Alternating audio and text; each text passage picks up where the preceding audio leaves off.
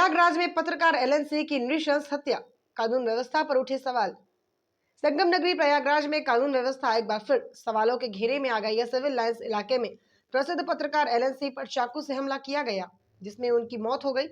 प्राप्त जानकारी के मुताबिक हमलावरों ने पत्रकार पर 20 से 25 वार किए, जिससे उनकी मौके पर ही मौत हो गई। एलएनसी लंबे समय तक समाचार चैनल के लिए पत्रकारिता कर रहे थे और अपने पेशे में सम्मानित माने जाते थे। इस घटना से पहले दलित रविंद्र कुमार की हत्या के बाद से ही इलाके में सुरक्षा और कानून व्यवस्था को लेकर नाराजगी बढ़ रही थी। अब पत्रकार की नृशंस हत्या ने प्रशासन की कार्यशैली पर गंभीर सवालात खड़े कर दिए हैं।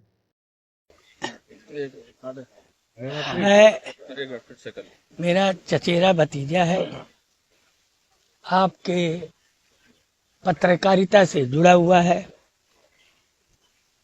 अभी तक कोई बात समझ में बहुत आई नहीं मुझे भी, क्योंकि हमको फोन आया कि चाचा मुझे बचा लीजिए।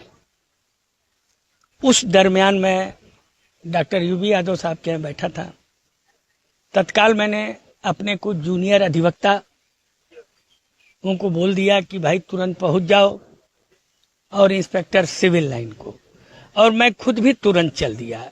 मैं आज ही आधे रास्ते था, तब तक हमारे जूनियर अधिवक्ताओं ने बताया कि हालत बहुत गंभीर है, कम से कम 25-30 चाकू मारे गए हैं। गाड़ी में लाद के हम लोग स्वरूप रानी हॉस्पिटल लाए हैं, पुलिस भी साथ थी। अब अभी तो पुलिस भी कुछ भी बताने में, जैसा आपने देखा पुलिस कमिश्नर अजय पाल शर्मा भी मौजूद थे। अभी क्या हालत है?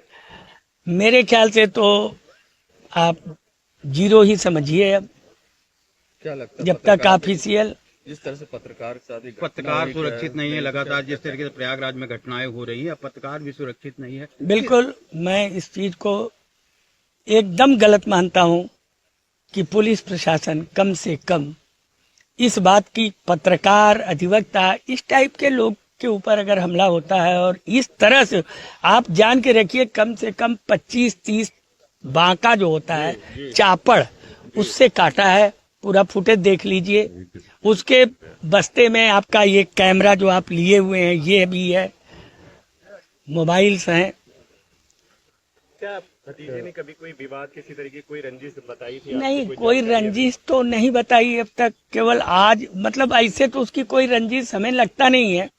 बाकी उनकी क्या है, उसका बच्चा है, एकदम छोटा सा है अभी, और एक पत्नी है, अभी लड़का है, वो भी बहुत बताने की स्थिति में नहीं है। क्योंकि हम लोग भी भाई चाचा जरूर हैं, लेकिन अब आप भी जान रहे हैं, मैंने बोला ना कि चचारा भतीजा है, तो बहुत कुछ अंदरूनी तो मुझे भी अभी बहुत अवगत नहीं है। लेकिन पुलिस से बात हुई है, पुलिस मुझसे ये कही है कि कुछ न कुछ क्लू मिला है। हम लोग तत्काल रवाना हो रहे हैं। ये बात कह के इंस्पेक्टर और एसीपी गए हैं। अब बाकी तो आपके पुलिस कमिश्नर आए ही थे, वो अपनी, नहीं, मेरा तो ये है कि भाई कम से कम एटलीस्ट जिसने ये घटना घटाई उसे तत्काल अरेस्ट किया जाए और फिर कानूनी कार्रवाई किया जाए। क्योंकि अभी तो फुटेज होगा, तमाम चीजें होंगी, उससे भी देख सकते हैं कि कौन आदमी चापड़ लेके। किस तरीके से एक पत्रकार पर हमला बहुत हुआ जघन्य है, ये जघन्य अपराध है। पत्रकार, प्रयागराज की कानून व्यवस्था को क्या? मैं वकील भी हूँ, मैं इस हाई कोर्ट का महासचिव भी रहा हूँ, इस हाई कोर्ट का अध्यक्ष भी रहा हूँ, मैं हर चीज से अवगत हूँ। क्या रात में अपनी निकलना सुरक्षित रह गया है? काम बिल्कुल। अब अगर ये स्थिति है तो आप भी समझ ही रहे हैं कि बहुत कुछ अभी कहने की स्थिति में नहीं है। लेकिन जहाँ तक उसके स्थिति का सवाल है तो आप जीरो मान के चलिए,